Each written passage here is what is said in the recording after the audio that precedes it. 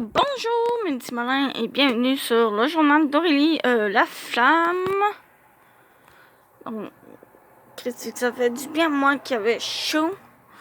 Dans ma chambre d'habitude il fait extrêmement chaud, mais l'air rentre plus de mon côté. Du coup, ça fait extrêmement du bien.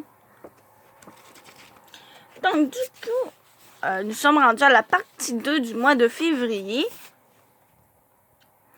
Donc du coup, on s'est arrêté le 13 février. Nous sommes rendus au mardi 14 février, la Saint-Valentin. Ça va mal en français malgré mon poème. J'aimerais être capable de retrouver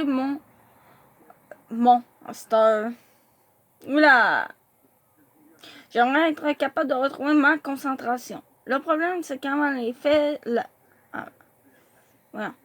Le problème, c'est qu'avant les fêtes, j'avais presque réussi. Mais depuis quelque temps, j'ai de la difficulté à ne pas penser à Nicolas. Il n'y a personne d'autre à l'école qui s'appelle Aurélie. Mais il y a 2 Catherine dans le cours de maths. L'autre Catherine écrit son nom comme ça. Catherine. Ok, ouais. Ta Catherine, l'amie d'Aurélie, elle écrit K-A-T-R-Y-N-E.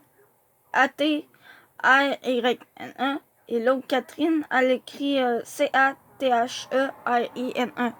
Voilà. Il y a une différence.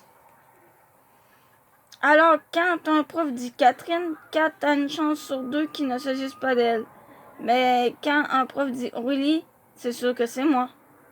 Tout ça pour dire qu'aujourd'hui, en français, Marie-Claude m'a demandé devant tout le monde, Aurélie, peux-tu rappeler à la classe qu'est-ce qu'un marqueur de relation?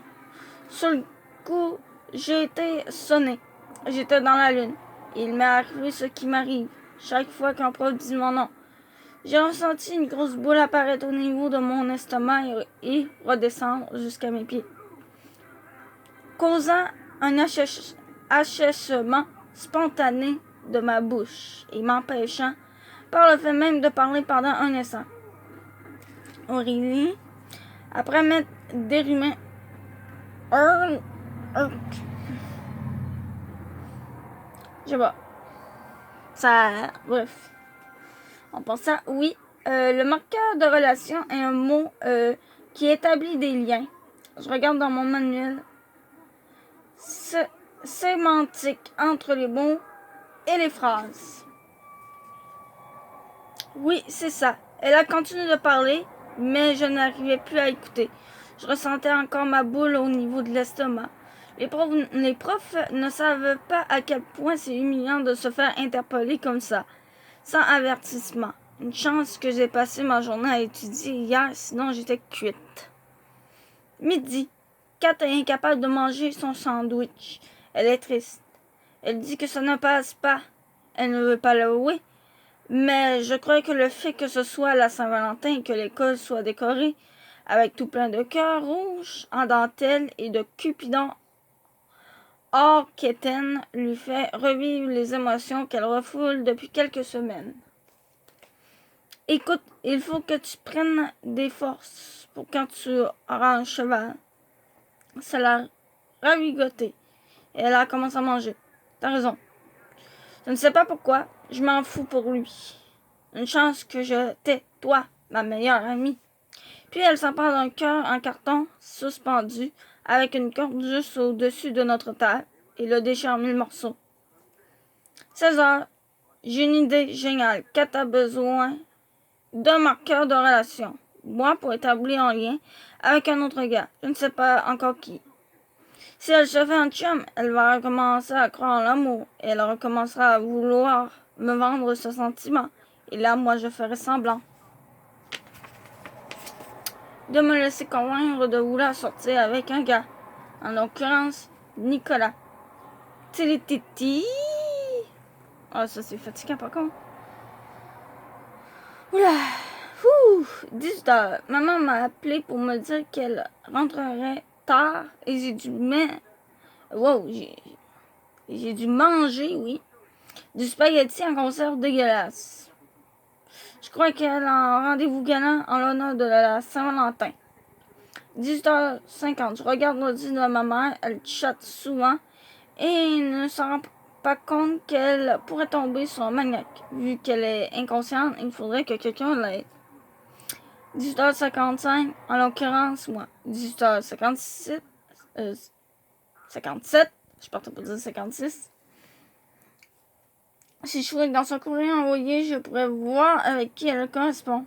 Les googler et voir s'ils sont des bons prospects. S'il y a un criminel dans l'eau, Google le saura. 19h01, non, je ne peux pas faire ça. 19h02, c'est pour le bien de ma mère. 19h05, juste avant que je regarde son courrier, ma mère entre. Pfiou, juste à temps. Avant que je me fasse surprendre à faire une grosse gaffe. 20h50, j'ai parlé au téléphone avec Nicolas jusqu'à ce que ma mère me dise de raccrocher. On s'est souhaité joyeuse Saint-Valentin. Nicolas et moi, pas ma mère et moi, et on avait de la difficulté à raccrocher. Avant de raccrocher, je lui ai demandé s'il avait un ami à présenter à 4. Il m'a dit qu'il ne croyait pas au match forcé. Il m'a demandé pourquoi je voulais faire ça et je n'ai pas osé lui dire que c'était parce qu'elle ne savait pas qu'on sortait ensemble. Mon rôle de Cupidon marqueur de relation serait plus difficile que prévu. 21h51, j'ai demandé à ma mère si elle avait un Valentin et elle m'a répondu « C'est toi ma Valentine ». Tu sais, en plein le genre de phrase pour me faire sentir coupable d'avoir voulu fouiller dans son ordinateur. Oula, fouf. Mercredi 15 février. Je ne sais pas ce qui m'arrive. Je suis rendue menteuse, fouineuse de vie privée, etc., etc. Je crois que c'est un ingrédient qui se trouve dans l'eau. Je crois qu'il y a des ingrédients radioactifs dedans et que ça me rend comme les vilains. Ça, c'est pas vrai, hein? Difficulté à tourner ma page. Dans les BD, j'aimerais ça changer d'eau avant de faire quelque chose de mal. 20h10. Bon, est-ce qu'on pourrait acheter de l'eau en bouteille? Pourquoi notre eau est dégueu? Je crois qu'il y a des ingrédients radioactifs dedans. L'eau est très bonne. C'est toi qui regardes trop de films. Nouvelle résolution. Je ne bois plus d'eau du robinet. Constatation. Je suis déçue de constater que je n'ai pas la confiance aveugle de ma mère. Si je lui dis que l'eau est dangereuse, elle devrait me croire, non? Jeudi 16 février, j'ai soif, j'ai tellement soif, je vais mourir déshydraté. Midi. Qu'est-ce que t'as? J'ai soif. Bois. L'eau n'est pas bonne. Depuis quand? Depuis toujours, sauf qu'on ne s'en rend pas compte. Bois du jus. Je ne boirai rien qui n'est pas fait avec de l'eau filtrée. T'es bizarre, je le sais. C'est à cause des ingrédients radioactifs dans l'eau. Faut être bizarre, faut être vraiment bizarre de penser à cela. Mais bon. Dis-toi à quelle journée? Je me suis évanouie en plein cours de bio et on m'a amené à l'infirmerie. Ensuite, l'infirmière m'a massé les pieds, ce que j'ai trouvé très étrange. Mais elle m'a dit qu'elle croyait que j'avais des crampes menstruelles et c'est ce qui la soulage. C'est ce qui la soulage, elle, quand ça arrive. Ensuite, on m'a renvoyé chez moi. J'ai bu 5 verres d'eau et pas de petits verres d'eau, de grands. Si l'eau me rend diabolique, ça a dû m'achever. Maman est arrivée quelques minutes après que l'école l'a appelée pour lui annoncer que je m'étais évanouie. Quand elle m'a demandé ce que j'avais, je n'ai pas osé lui dire que c'était parce que j'avais trop soif. La preuve que je suis maintenant le diable incarné, j'ai seulement dit que j'avais eu un malaise, mais que j'allais mieux. Elle m'a dit, ce n'est pas parce que tu t'es empêché de boire de l'eau toute la journée, j'espère. J'aimerais me rapporte ce qui, je croyais, était un argument solide, mais qui a tout de même laissé ma mère sceptique.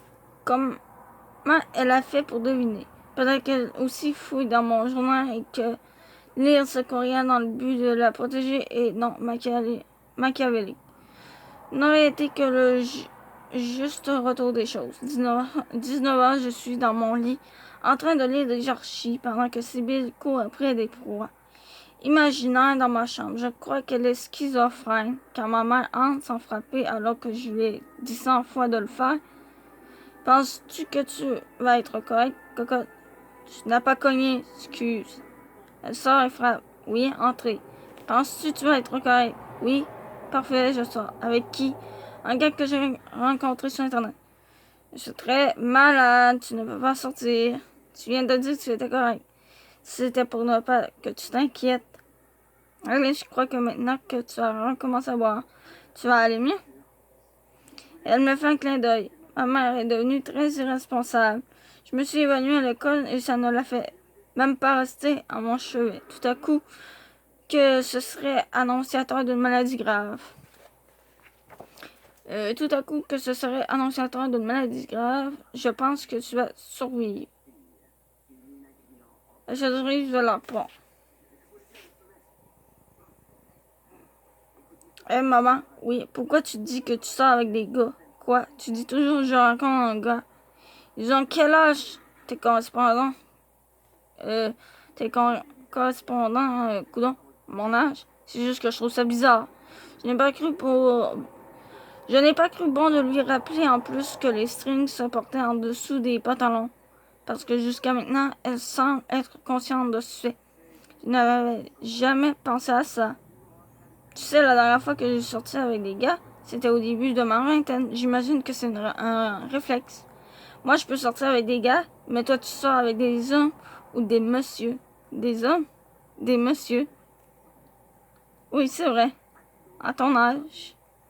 Aurélie, elle éclate de rire et m'a prié de ne pas la retenir plus longtemps. Puis avant de sortir, elle m'a dit sans ton badin, tu sors avec des gars, toi? Elle est sortie sans entendre ma réponse. 21h35. Maman n'est pas correcte. Maman n'est pas encore rentrée. Excusez. D'ailleurs, moi aussi, il va falloir que je bois. Faut que je prenne une petite pause. 21h55. Toujours pas rentrée. 22h14, je le savais. Elle n'a aucun discernement. Elle est tombée sur ma gueule. 22h36, je vais devenir orpheline. On m'enverra vivre chez ma grand-mère, la femme.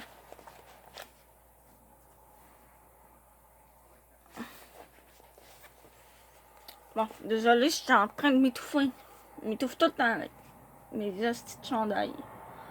Oh non, je ne veux pas aller là, ça pue la cigarette. Là-bas, au pire, ils vont m'envoyer chez mes grands-parents Charbonneau et je vais devenir comme eux, une championne de bingo. Et je partirai tous les étés en Winnebago. Et je déteste ça. J'y suis allée une fois et j'étais trop grande pour mon lit. La salle de bain petite comme ma main puait le caca et je n'avais aucun endroit où avoir de l'intimité. Ma vie est foutue. 23h31, la porte d'entrée s'ouvre. Je cours et je saute dans les bras de maman qui s'affale dans le fauteuil le plus près. Maman, t'avais raison. Maintenant, je ne suis bonne que pour les messieurs. Je dis ça rien que pour t'empêcher de sortir. Ce ne s'est pas bien passé. Non, je me sens vieille. Mais non, t'es la plus belle du monde. Ma mère, je ne... Ouais, là, c'est ma mère. Ouf, oui. Bon, c'est plutôt la mère d'Aurélie. Je ne me sens pas vraiment comme ça. Après mon rendez-vous très plate en passant, je suis allée prendre un verre. Toute seule? Oui. Note à moi-même, voilà bien la preuve que je suis dévoyante, que j'ai rendu ma mère alcoolique. Eh non. Vendredi 17 février, aujourd'hui, j'étais fatiguée à l'école parce que je me suis couchée tard hier à cause de ma mère. Si jamais j'ai de mauvaises notes à l'école, elle ne pourra pas me le reprocher, ce sera de sa faute. Ce matin, elle s'est excusée 1 million de fois de m'avoir inquiétée. Elle m'a même fait des gaufres, un plat qu'elle réserve habituellement aux occasions spéciales comme Pâques, disons. Puis alors que je lui apportais son ordinateur, voilà subtilement l'adresse du site internet des alcooliques anonymes. Elle m'a juré qu'elle n'avait pris qu'un verre et qu'elle y allait seule simplement pour faire le point. Pendant que je savourais mes gaufres succulentes, je me disais à quel point j'étais contente de ne pas avoir à passer ma vie entourée de fumée secondaire et ou dans un Winnebago. Alors j'ai dit, maman, je t'aime vraiment, ce qui semblait lui faire plaisir. Elle m'a dit que pendant qu'elle faisait le point, elle avait décidé d'arrêter de clavarder sur Internet, ce qui m'a réjoui. Je pense que c'est mieux comme ça. Puis elle a ajouté, et toi? Moi quoi? Je ne chatte pas sur Internet. Sibylle a commencé à miauler à côté de moi. J'en déduis qu'elle voulait mes gaufres. Non, je veux dire, je me confie souvent en toi. Il me semble que ça devrait être le contraire. C'est moi qui devrais t'écouter. Qu'est-ce qui se passe dans ta vie? Tu ne me racontes jamais rien. Bof, tu sais. Avec l'école, je n'ai pas ben le temps pour autre chose. Ah bon? J'ai failli tout lui dire. J'ai le goût de tout lui dire. Samedi 18 février, c'est décidé, je vais tout dire à ma mère. C'est déjà assez difficile de garder le secret avec Kat. Encore aujourd'hui, j'ai dû lui mentir pour pouvoir passer un peu de temps avec Nicolas. Et j'ai décidé que je n'étais pas un démon sorti tout droit de l'enfer, mais bien une victime des événements. Je ne veux pas mentir, j'y suis forcée. Mais je suis gênée. Pas de mentir, ben oui, un peu parce que ce n'est pas correct. Mais surtout d'annoncer à maman que Nicolas est mon chum. 18h50, après la vaisselle, je monte dans ma chambre, m'exercer à ma déclaration. 19h, j'écris ma déclaration sur papier et j'essaie de la mémoriser devant mon miroir. Maman, je voudrais te dire quelque chose de gênant en fait. C'est que depuis quelques semaines, je sors avec Nicolas. Tu te souviens de lui? C'est le gars de l'animalerie grâce à qui nous avons pu avoir Sibylle. Il est très gentil, je sors avec lui depuis quelques semaines, mais c'est un secret. Tu ne peux donc pas le dire à Kat parce qu'on a fait un pacte de ne sortir avec personne jusqu'aux 2 semaines avant notre bal. Méchant discours, toi. 19h10, je sonne un peu solennel quand je le dis, voire un peu robotique. Mais toute l'information est là et la débité d'un trait à ma mère m'enlèvera ma timidité face à cet événement. Je trouve que je partage déjà une grande partie de mon intimité avec ma mère qui saura sans doute que j'ai frangé et tout. Et je ne sais pas comment elle réagira. 19h30, ma mère regarde la télé. Maman, j'ai quelque chose d'important à te dire. Oui. Elle ferme la télé et me regarde. Je me sens paniquer. Maman, c'est très gênant en fait. C'est que depuis quelques semaines, je n'ai pas vraiment le droit de mentir parce que c'est un secret, mais tu te souviens de Civil? Bien, tout ça pour dire que... voilà. Tout ça pour dire je sors avec Kat jusqu'à mon bal. Quoi? T'es amoureuse de Kat? Non. Alors, c'est vrai, tu es lesbienne.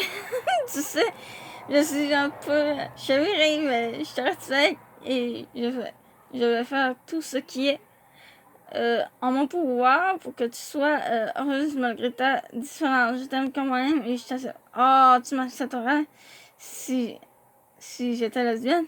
T'es la meilleure mère du monde et je sens ma mère dans mes bras. Mais je me retire lorsque je me souviens que je ne suis pas vraiment lesbienne. En fait, j'avais préparé tout un discours, mais j'ai tout raté. La vérité, c'est que je sors avec Nicolas. Ah, alors comme ça, ma grande fille est amoureuse. Je n'avais jamais vu ça sous 7 ans. Je me disais que j'aimais un chum, qu'il est merveilleux et que le temps qu'on passe ensemble est vraiment super. Cool, tripant, génial. Mais je n'avais jamais pensé à ça. Je suis amoureuse, c'est vrai. C'est très sérieux. Et ça expliquerait pourquoi mon cerveau n'envoie que le non-mot tilititi. Quand je suis à sa présence, mon esprit bloque le mot je t'aime, par peu protection de la douleur que ça pourrait engendrer dans mon corps. Et Nicolas avait l'idée saugrenue de me faire la même chose que Truche a fait à Kat, me laisser. Wow, c'est fort le cerveau. 21 ans, je n'arrive pas à me concentrer sur le archi que je lis. Je me suis probablement trop donnée intellectuellement parlant avec mes études et ma déclaration quelque peu ratée à ma mère. 21h05, je me demande quel est le meilleur moyen pour dire à quelqu'un qu'on l'aime. Mardi 21 février. Est-ce qu'il faudrait que je fasse rencontrer quelqu'un à 4 avant d'annoncer à Nicolas que je l'aime? Ce serait préférable, oui. Ça éviterait beaucoup de confusion. Mercredi 22 février. Hier soir, Kat a fabriqué des pamphlets car elle veut fonder un club pour que d'autres filles prennent part à notre pacte de ne pas avoir de chum. Oh là là, sur son pamphlet, il y a un cheval, bien sûr. Une fille qui attaque un gars avec une épée, avec Photoshop. Kat a remplacé la face du gars attaqué par la face d'autruche. Je dois avouer que j'aime bien, même si je n'ai aucun dessin violent envers lui. Voilà, pas dessin, dessin.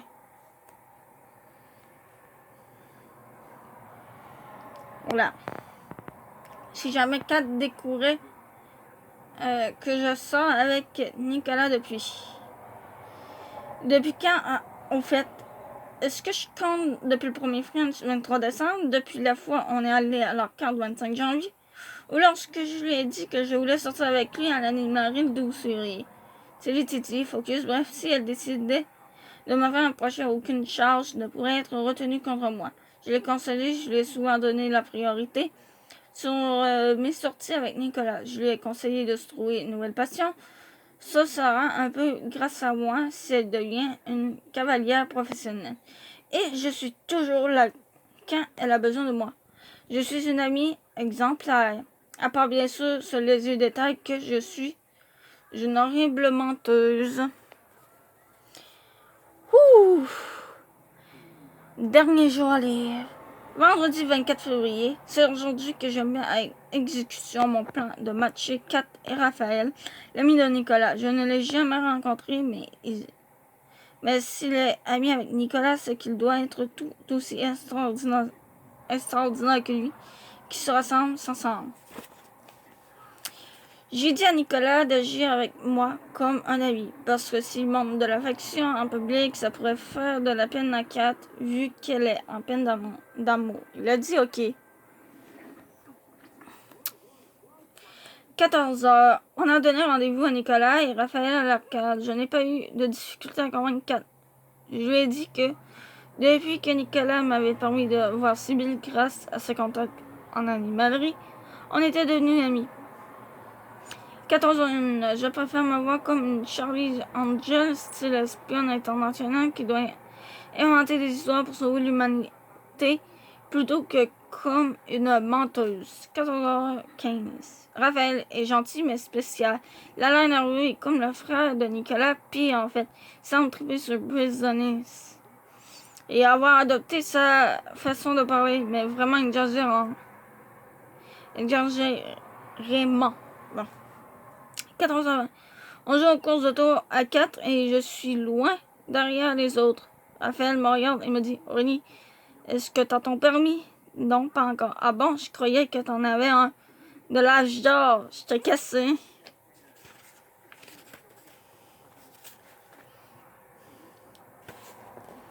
14h25. On se promène dans l'arcade à la recherche de nouveaux jeux. Ce qui manque dans les arcades, ce sont des jeux avec des chevaux. T'aimes les chevaux? Oui, j'adore. Oh. Ça paraît Lauraline cassé. Je regarde Nicolas troublé, il hausse les épaules comme pour me dire de ne pas faire attention à lui.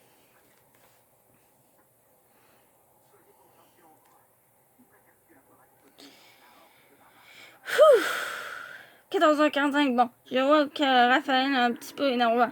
Il n'est pas du tout comme Nicolas qui est super, mais une histoire d'amour avec 4 pourrait le transformer. Pas Nicolas, Raphaël. Genre, grenouille prince charmant, ça se peut.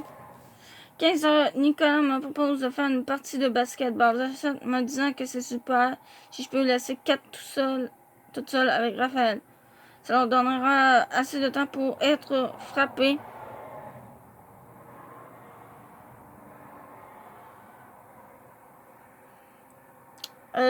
Bon. Par un coup de foudre. Comme tu trouves Raph, je lance un ballon et marque un point. La machine émet un bruit de victoire, des applaudissements suivi de « Yeah, good shot » et de bruit de sifflet. Il n'arrête pas de parler en brise de neige. Ouais, je le sais. Nicolas rate le panier et on entend un bruit de défaite. Too bad. Est-ce qu'il fait toujours ça? Non, des fois il eut. Raphaël eut des gens dans leur face. Non, la machine à basketball. Je rate le panier à mon tour et la machine me eut. Il faudrait que je me concentre un peu plus, mais l'avenir amoureux de mon ami est plus important qu'une victoire au basket d'arcade. Je parlais de Raphaël. Ah, ok. Je crois qu'il est nerveux. Il n'est pas toujours comme ça. C'est qu'il dit des choses insultantes. Fais-toi-en pas. Je suis sûr qu'il ne pense pas ce qu'il dit. Je crois même qu'il se pense vraiment drôle. 15h13, Kat me prend par les bras avant que j'aie terminé la partie en me disant qu'il faut que je la suive et que ça presse. 15h15, Kat m'emmène aux toilettes presque de force pour me dire qu'elle veut s'en aller, qu'elle n'est plus capable, que s'il le faut, on va se sauver par la porte arrière. Puis elle commence à se laver les mains frénétiques. Ça va? Je ne sais pas trop, je me sens stressée. Relax. En passant, je pense que Nicolas tripe encore sur toi. Il n'a peut-être pas oublié votre French. Quoi? Ah oui, le French que tu m'as raconté sous les lampadaires et tout, avant la fête. Avant les fêtes. Ah oui, j'avais oublié. Tu ne trouves pas que Raph est vraiment cool? Ne me dis pas que tu tripes plus sur Raphaël que sur Nicolas. Il est con, Raphaël. Il n'arrête pas de parler de Brise de Nine. C'est drôle, c'est con.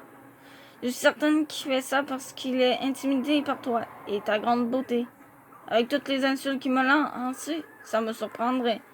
Il fait ça pour se donner un style. Une chance qu'on voit clair maintenant qu'on ne veut plus sortir avec des gars. Imagine qu'on se mette à triper sur des gars qui volent leur personnalité en un film.